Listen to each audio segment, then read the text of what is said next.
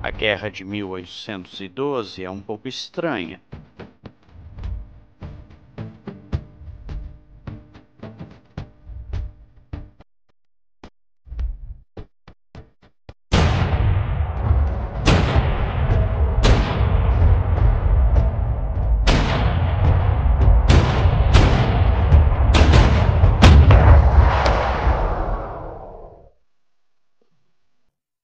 Foi uma guerra que ocupou o maior teatro de terra do período, mas foi em grande parte lutada pelas equipes B e C de um lado durante a maior parte de sua duração, enquanto para o outro era quase uma crise existencial.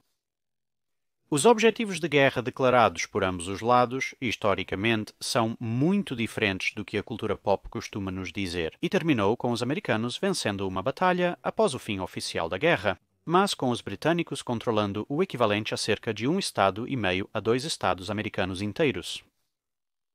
Também presenciamos uma breve retomada do até então obsoleto quarto escalão, embora como uma grande fragata em oposição a um pequeno navio capital, e nos deu navios de linha não oceânicos, além de mudar o curso da expansão econômica dos Estados Unidos da América de forma bastante radical, de certa forma moldando os Estados Unidos da América como conhecemos hoje. Uma discussão sobre a guerra inteira é, claro, assunto para uma obra de vários volumes. Mesmo a guerra no mar pode ser dividida em 3 seções distintas. Mas nós não vamos analisar a guerra em alto mar ou a guerra na costa dos Estados Unidos da América hoje.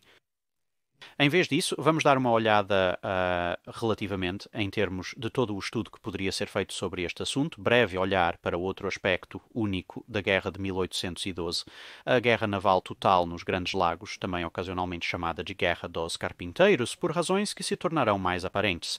Mais tarde, um dos objetivos de guerra declarados dos americanos era a conquista ou libertação do Canadá. Claro, qual dos dois depende de qual lado você está realmente. Mas, dado o status um tanto questionável ou praticamente inexistente de grandes redes rodoviárias dentro e ao redor das áreas de fronteira, era muito mais fácil transportar e fornecer homens e equipamentos por navio, já que na época as partes dos Estados Unidos da América e do Canadá, que as partes beligerantes estavam realmente interessadas, estavam separadas, principalmente pelos Grandes Lagos. A expansão para o oeste ainda não tinha realmente se consolidado de maneira significativa, e então, enquanto em teoria você poderia contornar todo o problema levando suas tropas em uma marcha de mais de 1.500 milhas ao redor do extremo oeste do Lago Superior, era amplamente e justamente visto como suicídio, sendo a única questão se seriam seus homens, os locais, ou o clima que te mataria primeiro. Assim, para alcançar seus objetivos de guerra, os americanos precisavam controlar os lagos. Os britânicos, por outro lado, tinham que impedi-los para manter o Canadá seguro e assumir o controle dos lagos se quisessem realizar qualquer ofensiva séria nos Estados Unidos da América. Thomas Jefferson tinha uma visão bastante otimista sobre as questões, escrevendo no início do conflito que a libertação do Canadá seria apenas uma questão de marchar para os braços de uma população grata, que então permitiria que eles se reagrupassem e atacassem Halifax, que era o único lugar onde ele esperava que os britânicos oferecessem qualquer tipo de resistência séria.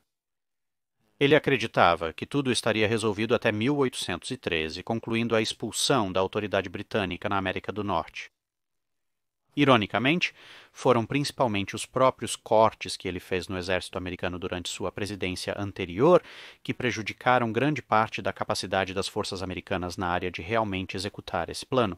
Bem, isso e o fato de que, é claro, os canadenses estavam educadamente desinteressados em se tornar a próxima seção dos Estados Unidos. E assim, em 1812, as ofensivas americanas iniciais se tornaram algo como um desastre, em grande parte devido à posição inicial da guerra ser os britânicos no controle dos lagos. Na época, o controle era exercido por 2 pequenas esquadras de 4 navios cada, compreendendo a Marinha Provincial, uma esquadra navegando no Lago Ontário e a outra no Lago Erie. A primeira estava baseada em Kingston, na foz do rio São Lourenço, no lado nordeste do Lago Ontário, e a última estava baseada em Amherstburg, na extremidade oeste do Lago Erie. Amherstburg, em particular, tinha a situação bastante interessante de estar justamente na outra extremidade do rio Detroit, de surpreendentemente Detroit em si, e assim as bases americanas e britânicas estavam praticamente uma em cima da outra. A força britânica no Lago Erie também podia operar no Lago Huron com suas embarcações menores, mas seu maior navio estava confinado ao Lago Erie por várias marcas de água baixa. A capacidade de fornecer e proteger os flancos de suas próprias forças permitiu que uma pequena força britânica sob o comando de um Major-General Brock forçasse o General Hull a render sua força de invasão em Detroit, usando a quase bíblica tática de marchar sua pequena força ao redor da cidade várias vezes para fazê-la parecer maior do que realmente era. Na outra extremidade do lago, uma tentativa de invasão pelo rio Niagara pelos americanos também foi repelida com pesadas perdas. A Marinha Provincial existia desde que os franceses eram uma preocupação no Canadá lá atrás, nos anos de 1750, mas agora estava praticamente ligada ao exército como um serviço de transporte fortemente armado. Isso, e o fato de que realmente não houve nenhum conflito importante desde então, significava que os esquadrões não tinham experiência em tempo de guerra, e assim uma tentativa inicial em julho de 1812 de eliminar a base naval dos Estados Unidos da América no Lago Ontário em Sacketts Harbor, que estava a meros 35 milhas de Kingston, fracassou miseravelmente. Ambos os lados construíam rapidamente novos navios, pois brigs e escunas eram geralmente pequenas embarcações de montagem relativamente rápida. A principal restrição, geralmente, era, na verdade, o fornecimento de itens especializados como blocos e talhas para o aparelho, mastros, vergas e velas, bem como armas e munições, que quase inteiramente tinham que ser trazidos das respectivas costas leste dos dois países. Os americanos tinham a vantagem de uma rede de transporte interno um pouco mais desenvolvida a partir de portos como Boston, Nova York e Baltimore, enquanto os britânicos tinham a vantagem do rio São Lourenço, permitindo-lhes desembarcar suprimentos em Montreal, que estava fisicamente muito mais perto dos lagos, mas então tinha uma rede de transporte muito menos desenvolvida a partir de Montreal em direção ao oeste. Na época deste primeiro ataque ao porto de Sackett, a Marinha Provincial havia alistado mais alguns navios para lhes dar uma força total de um schooner, 3 veleiros e 2 brigs, e estava no processo de ver se havia mais algum que eles poderiam pegar. A força americana consistia em um único brig, o United States Ship Oneida, e estava no processo de converter uma série de escunas, tanto capturadas quanto alistadas, quando um vigia a bordo do Oneida avistou a maior parte da força britânica se dirigindo para o sul em direção a eles. Essa era uma característica constante da guerra no Lago Ontário, com as bases tão próximas que, em bom tempo, um homem no topo de um mastro alto com um olhar aguçado ou um telescópio poderia detectar movimentos inimigos quase tão logo eles deixassem o porto ao avistar velas. Após uma curta viagem mar adentro, ainda próximo à sua base, era possível observar diretamente o porto inimigo.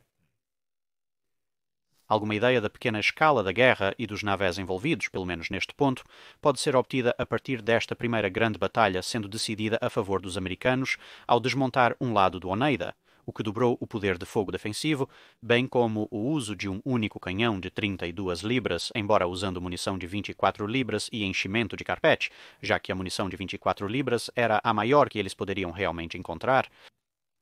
A soma total do poder de fogo de ambos os lados combinados não teria igualado um navio de terceira linha, ou mesmo algumas das maiores fragatas, e o canhão de 32 libras, como dissemos, seria decisivo com um único tiro danificando gravemente o navio almirante britânico.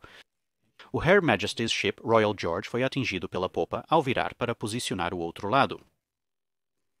A única outra presença naval americana nos lagos na época era o United States Ship Adams, baseado em Detroit, mas que foi capturado pelos britânicos, junto com o resto de Detroit, e então logo depois queimado quando os americanos tentaram recapturá-lo.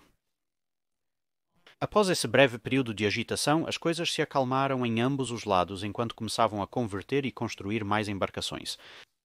A Marinha dos Estados Unidos da América enviou o Comodoro Isaac Chauncey para tentar resolver as coisas. Embora supostamente devesse recuperar a situação no Lago Erie, ele acabaria focando a maior parte de sua atenção no Lago Ontário. Ele trouxe carpinteiros e construtores navais habilidosos da costa leste dos Estados Unidos da América para expandir os ativos navais dos Estados Unidos da América na área e liderou um contra-ataque a Kingston com uma pequena flotilha. Mas isso também foi repelido, principalmente por fortificações baseadas em terra, mas não ajudado por uma arma explodindo a bordo de um de seus veleiros recém-comissionados. Ao contrário de uma guerra naval oceânica completa, os navios nesta fase eram pequenos o suficiente para que até mesmo um conjunto relativamente pequeno de defesas baseadas em terra pudesse se mostrar bastante eficaz. Os primeiros resultados de seus esforços de construção seriam o relativamente poderoso, pelo menos naquele ano, Sloop of War United States Ship Madison, que mais que dobrou o poder de fogo americano efetivo no lago. Deve-se notar neste ponto que, dependendo da fonte, os termos sloop e corveta são praticamente usados de forma intercambiável para descrever pequenos navios de entre 16 e 24 canhões. O clima de inverno logo em seguida forçaria uma redução dos esforços de guerra na área, encerrando o lado operacional do conflito em 1812 em si. Embora a chegada de vários oficiais da Marinha Real em Kingston faria com que os fuzileiros provinciais iniciassem uma reorganização e acúmulos semelhantes nos meses seguintes.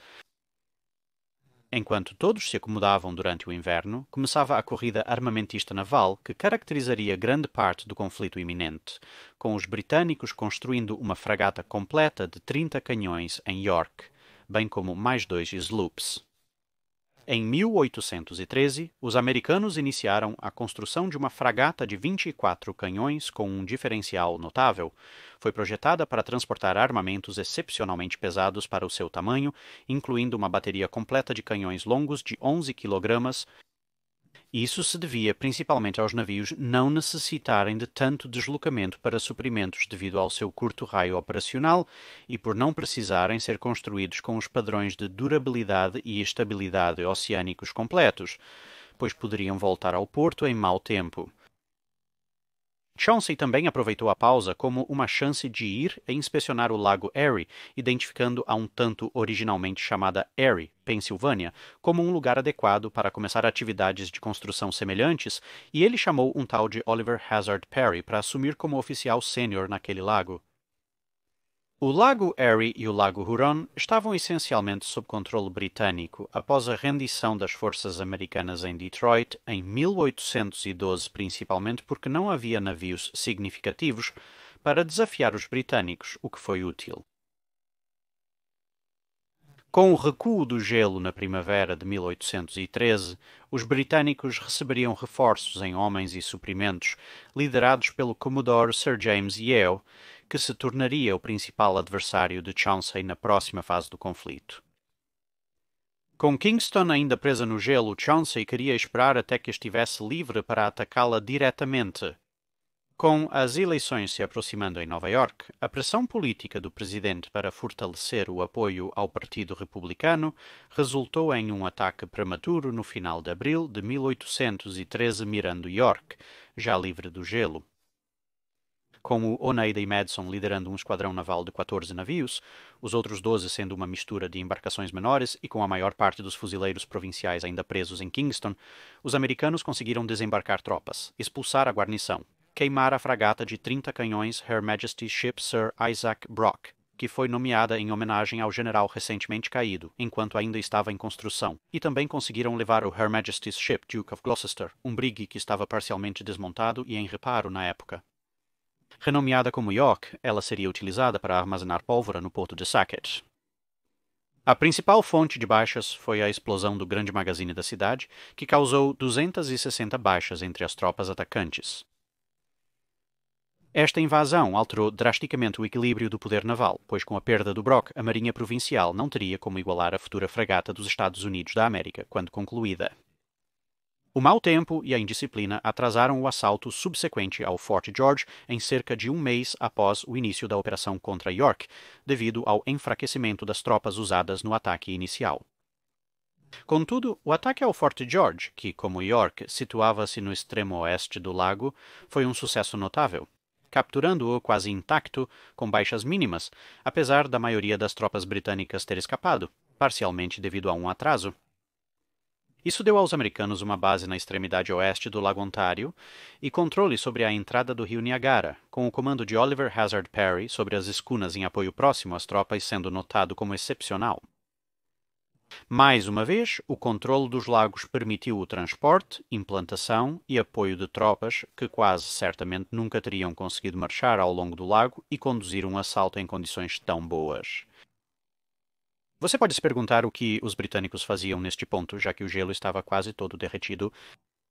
Bem, em parte, eles estavam passando por uma mudança de comando, com os oficiais navais que haviam assumido o comando da Marinha Provincial agora sendo deslocados pelo quadro de Yeo, com Yeo enviando seus antecessores para vários papéis de comando naval no Lago Erie e Lago Champlain. A primeira grande decisão de comando de Yeo foi embarcar todas as tropas disponíveis em seus navios e atacar novamente o porto de Sackett, enquanto a principal força americana se distraía na outra ponta do lago com Fort George. Apesar do mau tempo inicial, a operação começou bem, com a captura de soldados da 9ª e 21ª Infantaria que navegavam em pequenos barcos para reforçar o porto de Sackett. Mas o atraso deu aos americanos a chance de reforçar suas defesas, já que os navios usados para interceptação estavam no processo de navegação para efetuar um desembarque no próprio porto de Sackett. Com a morte do General Brock, o lado do exército da operação foi liderado pelo General Prevost, que se mostraria uma substituição muito menos satisfatória.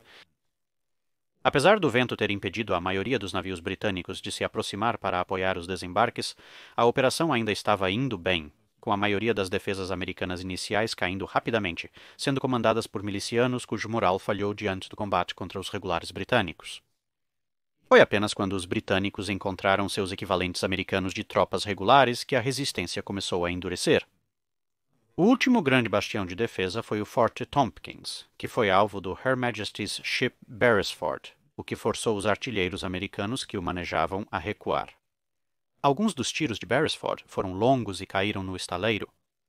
Isso aparentemente convenceu os oficiais presentes de que o forte havia caído em vez de ser suprimido, e assim o caminho para o estaleiro estava teoricamente aberto.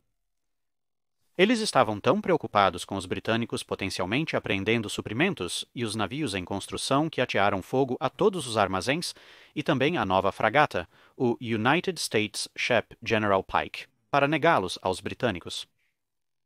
Isso, junto com algumas mobilizações da milícia dos Estados Unidos da América, deu uma imagem confusa que Prevost e seu segundo no comando, Baines, interpretaram como se algum elemento nebuloso de suas forças tivesse chegado aos estaleiros, passando pelo forte que não estava em suas mãos naquele ponto e ateado fogo ao estaleiro eles mesmos.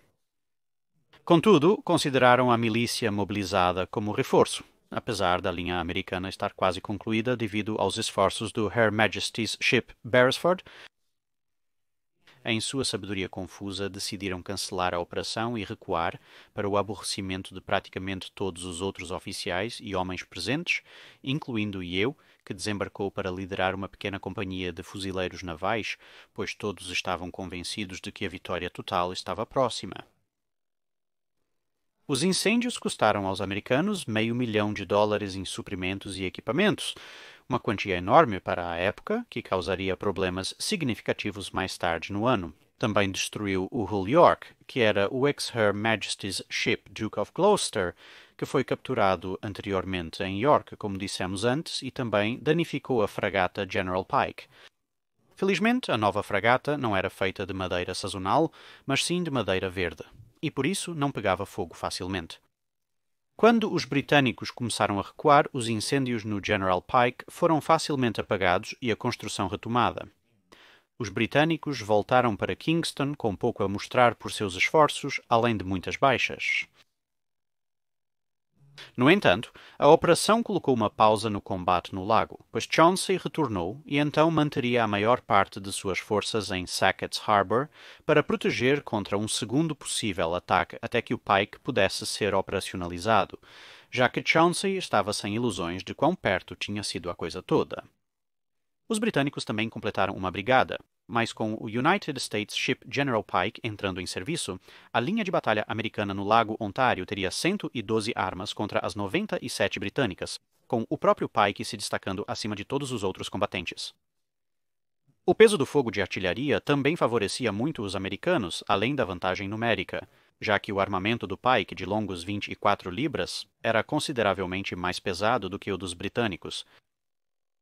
A pausa nas operações americanas, até que o Pike estivesse pronto, permitiu que os britânicos e aliados nativos bloqueassem o recém-capturado Fort George por terra.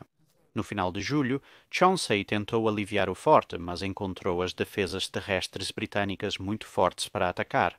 No retorno, ele saqueou mais suprimentos em York, pois percebeu que a maioria dos defensores da cidade havia sido enviada para reforçar o bloqueio do Fort George, tornando-o tão forte.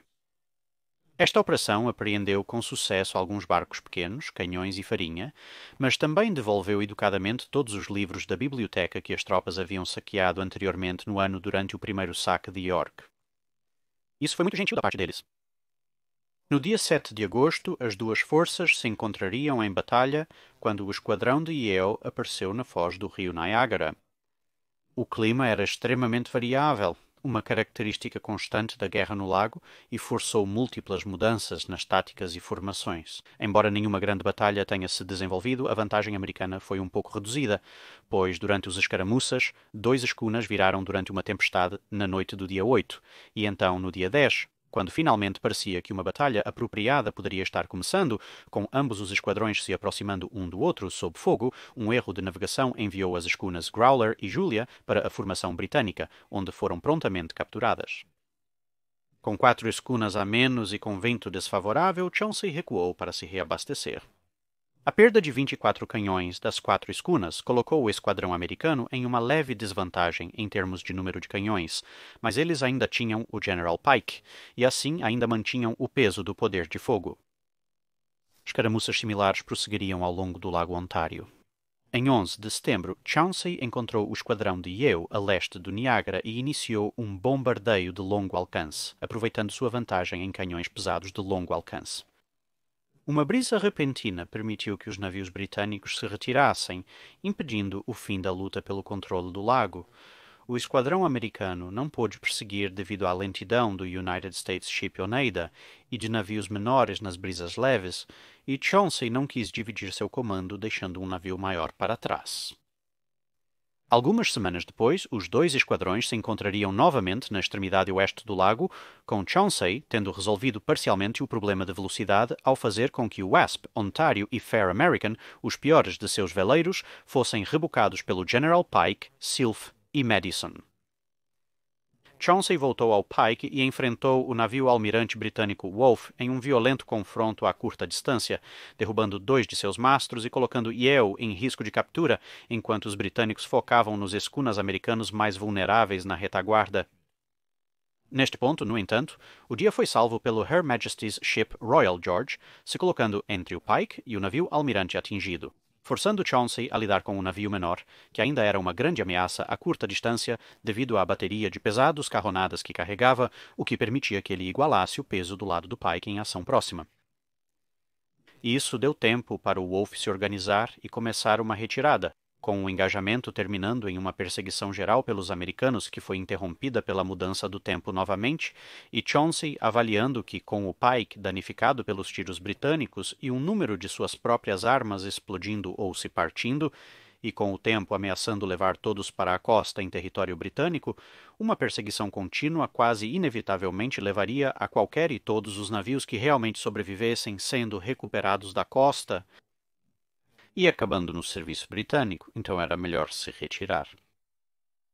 Embora o próprio engajamento não tenha levado a grandes perdas de nenhum dos lados, o maior dano à esquadra britânica deu aos americanos o comando temporário do Lago Ontário, enquanto a Marinha Provincial se retirava para reparos. Isso permitiria então à esquadra americana capturar um pequeno comboio de navios britânicos e reposicionar o exército de Fort George, que, como se viu, não estava realmente realizando muita coisa, de volta ao porto de Sackett em preparação para o ataque planejado a Montreal, que estava programado para 1814.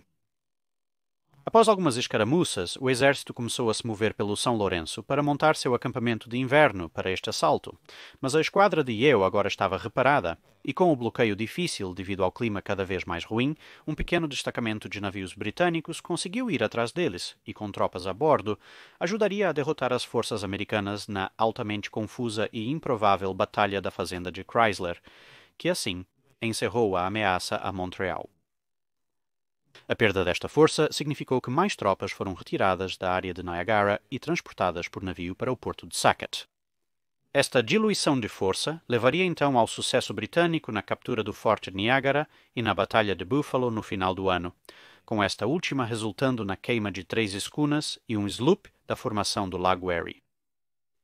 O clima e o gelo fecharam o Lago Ontário, que voltou a um impasse armado enquanto ambos os lados se dedicavam à construção de inverno. Entretanto, no Lago Erie, as coisas estavam bem mais empolgantes. Começando do zero total, Oliver Hazard Perry começou primeiro a concluir 2 brigues que seu antecessor havia iniciado, e depois a colocar em ação uma coleção de embarcações menores baseadas em Black Rock, onde o controle britânico anterior de Fort Erie as havia apreendido.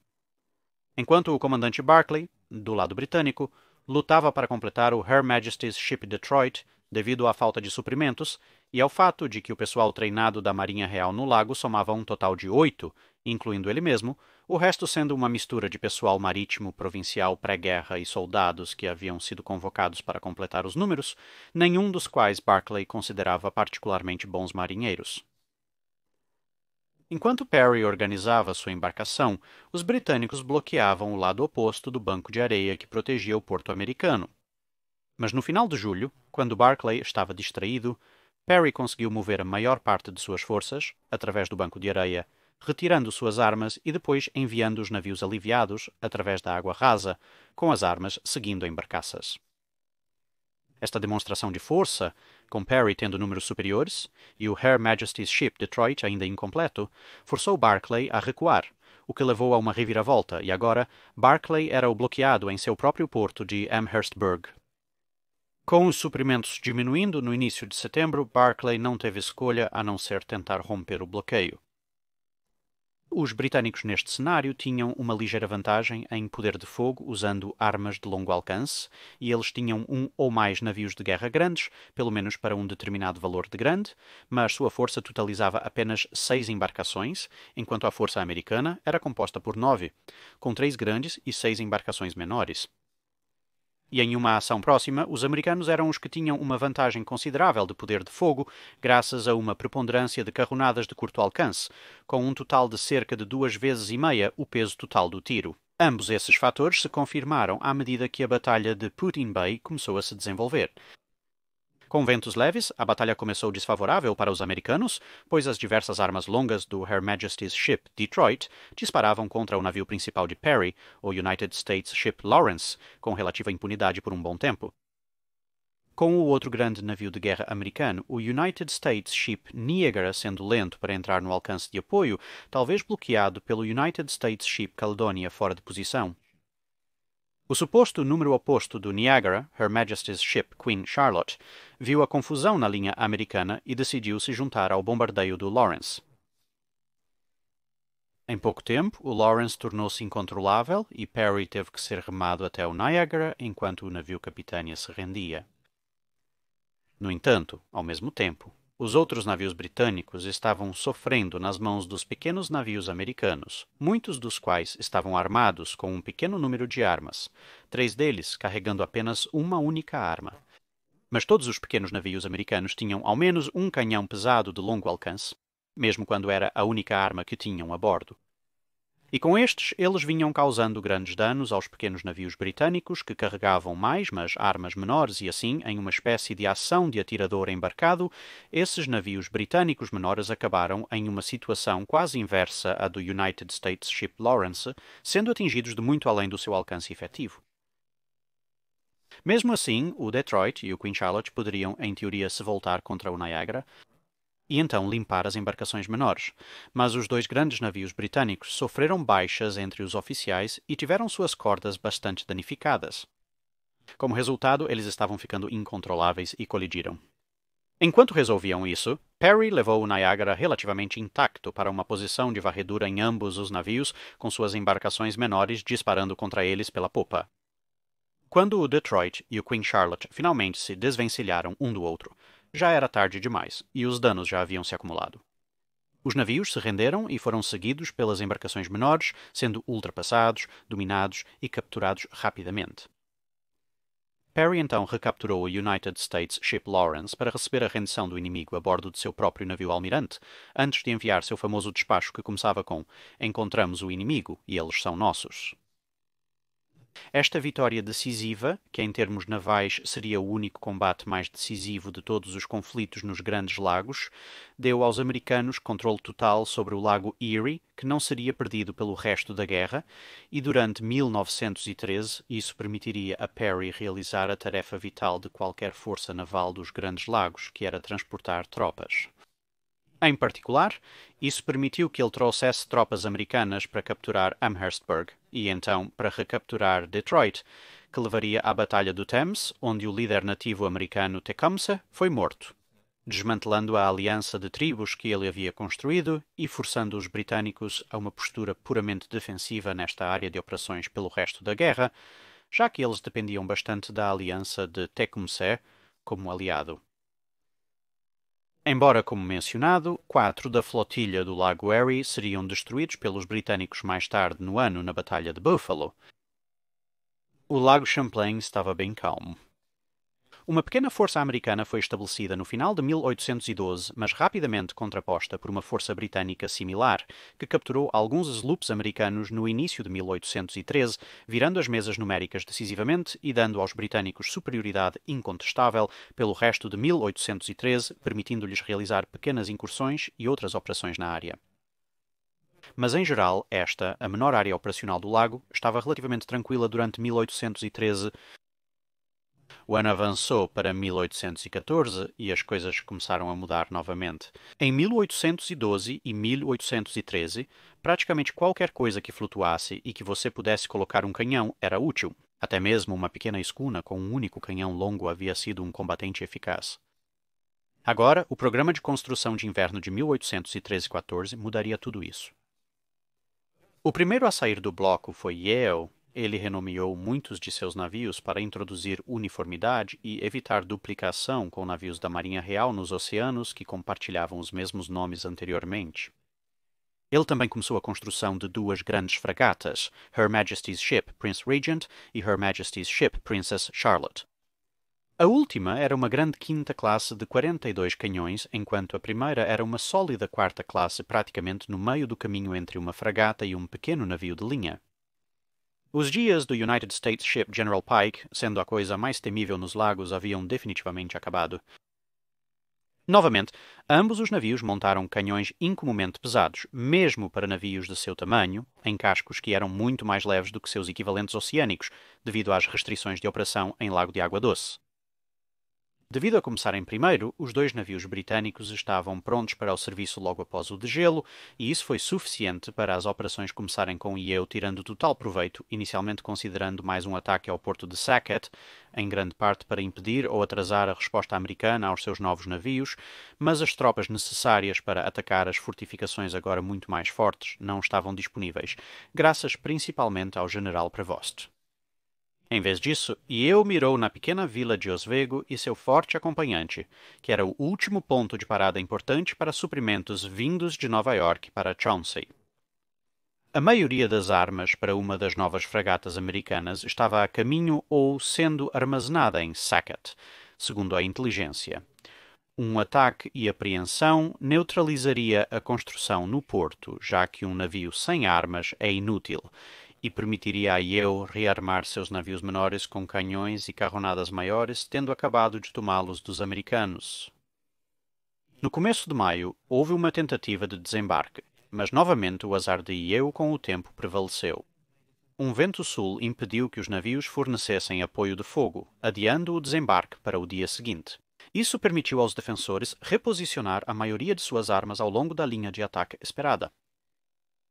Apesar da pólvora dos regulares britânicos ter sido inutilizada nas aterrissagens, o forte foi superado e capturado com baionetas fixas e apoio de fogo intenso das 2 novas fragatas, embora as perdas tenham sido maiores devido à quase total ausência de mosquetaria britânica. Em seguida, eles começaram a saquear alegremente alimentos e suprimentos militares, capturaram alguns escunas, embora menos importante do que no ano anterior, incluindo o United States Ship Growler, que havia começado no serviço americano, foi capturado durante as escaramuças do ano passado, recapturado e agora estava sendo recapturado novamente. No entanto, apenas 7 dos canhões que estavam destinados para as novas fragatas americanas realmente chegaram a Oswego. Os outros 21 ainda estavam a caminho, embora não estivessem tão longe. Bloqueando o porto de Sackett com seus principais navios, Yeo enviou pequenos barcos de guerra e outras embarcações menores para interceptar o carregamento, mas após uma série de manobras, isso acabaria falhando no final do mês na Batalha de Big Sandy Creek, com uma emboscada pelas forças americanas e aliados nativos Oneida, que veriam os canhões restantes entregues com segurança. Embora ele tenha conseguido retardar a transferência de armas, tendo falhado em impedir isso, Yeo agora estava diante de Chauncey, implantando o United States Ship Superior e o United States Ship Mohawk, bem nomeados, assim como 2 brigs superarmados, o Jones e Jefferson, até o final de julho, o que igualou o número de navios de guerra sérios no lago, mas deu aos americanos a vantagem geral, pois seus navios eram individualmente, geralmente um pouco maiores e mais fortemente armados. Essa escalada de força pode ser vista pelo fato de que os primeiros navios de bandeira e liderança dos dois lados, o United States Ship Oneida, o United States Ship Madison, o Her Majesty's Ship Royal George e o Her Majesty's Ship Wolfe, os dois últimos agora chamados de Niagara e Montreal, respectivamente, agora eram, no melhor dos casos, de segunda linha e no pior, no fundo do monte das respectivas linhas de batalha dos dois esquadrões, com os pequenos escunas e similares que eles haviam liderado anteriormente, sendo relegados a funções em grande parte auxiliares. Uma combinação dos atrasos causados pelos britânicos aos suprimentos, bem como doenças pessoais, causou um atraso geral na navegação de Chauncey, mas quando ele fez isso, conforme julho se transformava em agosto, o Lago Ontário agora se tornava um lago americano, com a Marinha Provincial novamente recuando para Kingston. Os americanos aproveitaram essa oportunidade para ampliar sua liderança, destruindo uma pequena brigada que estava em construção, e então perseguindo o Her Majesty's Ship Magnet, anteriormente o Her Majesty's Ship Sir Sidney Smith, e forçando-a a ser queimada também. O menor dos combatentes ativos da Marinha Provincial, no entanto, o menor dos combatentes efetivos da Marinha Provincial. No entanto, as defesas reforçadas em York impediram o esquadrão americano de fazer um terceiro ataque bem-sucedido à cidade. Mas foi neste ponto que Chauncey cometeu um erro e ele começou a tratar toda a situação como se fosse um comando naval oceânico, e então ele manteve a maior parte de suas forças bloqueando Kingston, apenas no caso de Yeo sair para a batalha, o que Yeo não tinha intenção de fazer tão cedo. Ao fazer isso, Chauncey esqueceu o papel vital de transporte e fornecimento que os esquadrões navais nos lagos desempenhavam. A falta de apoio contribuiu para a estagnação da campanha terrestre ao redor do rio Niagara, permitindo que navios britânicos menores, bloqueados pelas embarcações de Chauncey, enviassem tripulantes rio acima para capturar escunas americanas no Lago Erie, enfraquecendo o esquadrão americano estacionado lá. Mas Yeo não era um completo tolo e não havia apostado tudo em apenas parar os esforços de construção dos americanos. Em vez disso, pouco antes do gelo derreter na primavera, ele começou a construção de um navio de linha completo para o lago.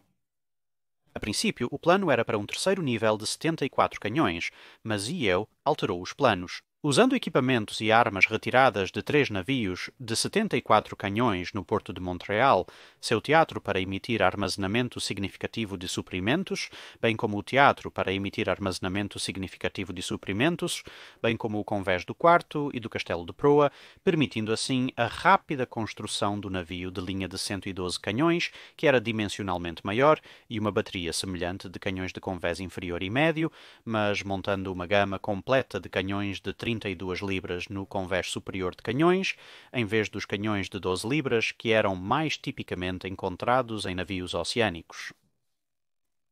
Este navio, o Her Majesty's Ship St. Lawrence, foi lançado no dia 10 de setembro, com os americanos tentando de tudo, desde o desafio direto à batalha, a uma mina flutuante precoce, até a conclusão do navio, pois, entre outras coisas, foi atingido por um raio no dia 19 de outubro. Mas em meados de outubro, o navio estava em serviço e o equilíbrio de poder havia se inclinado quase definitivamente para os britânicos. Então agora era a vez de Chauncey se esconder sob o bloqueio, enquanto Yeo, presumivelmente rindo em britânico da ponte do Her Majesty's Ship St. Lawrence, começava a reafirmar sua dominância, embora ele também agora se tornasse vítima de monofoco e prontamente se sentasse fora do porto de Sackett, negligenciando muitas das tarefas de suprimento e transporte, que eram o verdadeiro propósito da existência de qualquer esquadrão do lago. Isso encerrou a campanha no Lago Ontário em 1813, antes do congelamento do gelo. Com ambos os lados agora cientes de quão muito as coisas haviam escalado, eles se estabeleceram para construir seu caminho para a vitória em 1815. Os americanos iniciaram a construção de 2 novos navios de linha, o United States Ship New Orleans e o United States Ship Chippewa, além do United States Ship Plattsburgh, que teria o tamanho de um grande quarto posto ou talvez um pequeno terceiro posto. Do lado britânico, foram lançados mais 2 navios de linha, o Her Majesty's Ship Wolf e o Her Majesty's Ship Canada, juntamente com o Her Majesty's Ship Psyche, um quarto posto de tamanho médio, indicando tentativamente que os britânicos teriam mantido a superioridade no lago no ano seguinte, assumindo que não houvesse grandes contratempos. No Lago Erie, durante 1814, além de irritantes perdas de escunas, não acontecia muito mais. Mas um pouco mais acima, no rio, no Lago Huron, as coisas eram diferentes. Oliver Hazard Perry tinha ido para a costa leste dos Estados Unidos da América para assumir um papel na Marinha dos Estados Unidos da América, em alto mar, sendo o mais longe que chegou ao oeste. Que a colonização britânica e americana havia chegado até este ponto, e então o Lago Huron estava amplamente sob controle britânico, com o único posto avançado americano sendo o Fort Mackinac, em uma ilha de mesmo nome. Porém, este havia sido capturado no início da guerra pelas forças britânicas e seus aliados nativos, que se aproveitaram do fato de que a guarnição do forte não sabia que a guerra havia sido declarada, então eles apenas se aproximaram sorrateiramente e o tomaram sem luta da guarnição desavisada. Apesar da vitória de Perry no Lago Erie ter mudado a situação local, quando as operações para eliminar os britânicos no lago e retomar Detroit foram concluídas, o inverno havia chegado e era tarde para agir no Lago Huron, que estaria indefeso. Mas em 1814, agora havia tempo, navios disponíveis. E então, em julho, uma expedição dos 3 maiores brigues e 2 barcos de guerra do esquadrão do Lago Erie partiu para retomar o antigo forte americano. Isso não correu especialmente bem, pois graças a erros de navegação, neblina e informações bastante equivocadas, os britânicos acabaram tendo bastante aviso de que os americanos estavam chegando e estavam prontos e esperando. Com um campo de matança organizado pelos defensores, terreno irregular atrasando o avanço e a habilidade de emboscada dos aliados nativos das forças britânicas, os americanos foram expulsos. Após o fracasso, a milícia restante precisou ser enviada de volta. A brigada remanescente e 2 barcos de guerra buscaram postos de suprimentos britânicos, encontrando um em Nottawasaga, junto com um veleiro usado para corridas de suprimentos. Um ataque aqui teve mais sucesso, forçando os britânicos a afundar o veleiro e destruir uma pequena fortificação, mas a maioria dos suprimentos foi ou perdida ou bem escondida. O bloqueio resultante estava tendo o efeito desejado, forçando a guarnição vitoriosa em Mackinac a passar para meias rações. Mas no início de setembro, outra operação combinada por tropas britânicas e seus aliados nativos realizou uma incursão noturna que conseguiu capturar o United States Ship Tigris, que foi então deixado exatamente na mesma posição para seu companheiro de canhoneira, United States Ship Scorpion, encontrar. O Tigris se aproximou do Scorpion assim que o avistou, invadindo o desafortunado navio-irmão com tropas britânicas. Com 2 navios americanos capturados pelos britânicos e o United States Ship Niagara danificado por uma tempestade, os britânicos recuperaram uma pequena frota, incluindo uma fragata, à medida que o inverno se aproximava. Uma pequena frota, incluindo uma fragata, com a chegada do inverno. O último teatro nesta rodada foi o Lago Champlain. Embora não tenha aparecido tanto nos anos anteriores, também viu um programa ocupado de construção durante o inverno e 5 navios americanos, juntamente com o dobro de canhoneiras, agora enfrentavam 5 navios britânicos e 13 canhoneiras. Mas, ao contrário das situações no Lago Erie e no Lago Ontário, quando ambos os lados estavam numericamente igualados, neste caso, o maior navio americano era a corveta United States Ship Saratoga, de 26 canhões, enquanto os britânicos acabavam de completar o Her Majesty's Ship Confiance, de 36 canhões, dando-lhes a vantagem de poder de fogo. Durante a invasão terrestre dos britânicos vindos da Europa, o comandante britânico ficou excessivamente confiante e navegou diretamente para o esquadrão americano do tenente MacDonagh, diante de um leve vento contrário. Como resultado, os navios britânicos que se aproximavam lentamente foram severamente maltratados pelos artilheiros americanos. Apesar disso, os navios britânicos com seu peso e armamento superiores conseguiram iniciar um impasse cruel, embora caótico, de canhões desmontados e homens morrendo a curta distância. Mais MacDonagh sendo um impasse de armas desmontadas e homens morrendo. Mas MacDonagh, sendo o defensor preparado, então conseguiu usar suas cordas de ancoragem e molas para girar o Saratoga e abrir fogo com seu lado anteriormente não engajado, forçando rapidamente a indefesa Confiance a se render. Com seu navio principal fora de ação e o Saratoga se posicionando para eliminar o próximo maior navio britânico, a situação rapidamente se degradou até que todos, exceto os menores navios britânicos, foram forçados a se render, com os mais rápidos e ágeis sendo forçados a se retirar. Como resultado, apesar de terem uma ligeira vantagem no combate terrestre que ocorria nas proximidades na Batalha de Plattsburgh, as forças terrestres britânicas foram então forçadas a recuar, pois, mais uma vez, a perda da capacidade de disputar o lago significava a perda da capacidade de reabastecer e transportar tropas, e assim a posição terrestre britânica tornou-se insustentável. Essa vitória, combinada com a defesa de Baltimore alguns dias depois, deixou ambos os lados sem muita vantagem na mesa de negociações, que os britânicos haviam mantido anteriormente graças à queima de Washington e ao início de incursões em solo americano. Assim equilibrado, o controle dos Grandes Lagos acabou sendo negociado para não ser exclusivo dos britânicos, mas sim aberto a ambas as partes, com um tratado adicional cancelando a construção de mais navios de guerra no lago, bem como, em teoria, limitando suas esquadras existentes a um único navio no final da guerra. Nenhum dos lados estava com pressa no final da guerra. Nenhum dos lados estava com pressa para desmontar seus navios. Apesar dos navios americanos de Greenwood caírem rapidamente em desuso, os britânicos mantiveram seus navios por mais tempo, construindo um grande armazém de pedra para guardar cuidadosamente o cordame e outros equipamentos, permitindo, em teoria, que recolocassem toda a frota do lago em serviço em menos de uma semana.